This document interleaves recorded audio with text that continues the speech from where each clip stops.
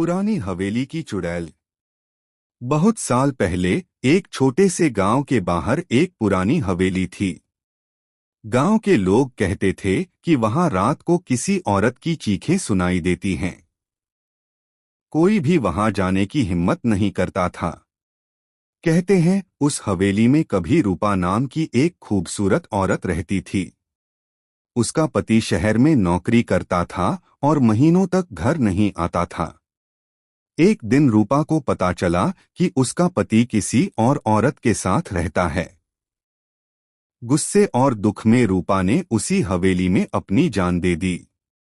उसके बाद से गांव में अजीब घटनाएं होने लगीं।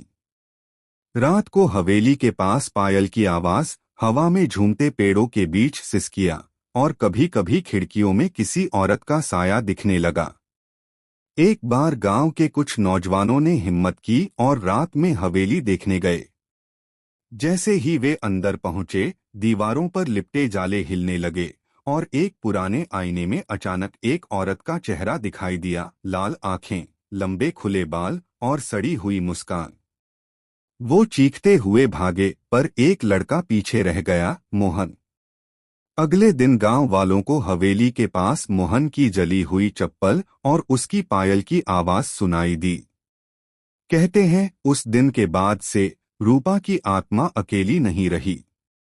अब हवेली में दो साए चलते हैं, एक औरत और एक लड़का। रात में अगर कोई वहां से गुजरे तो उसे कभी कभी कौन है वहां की आवाज सुनाई देती है।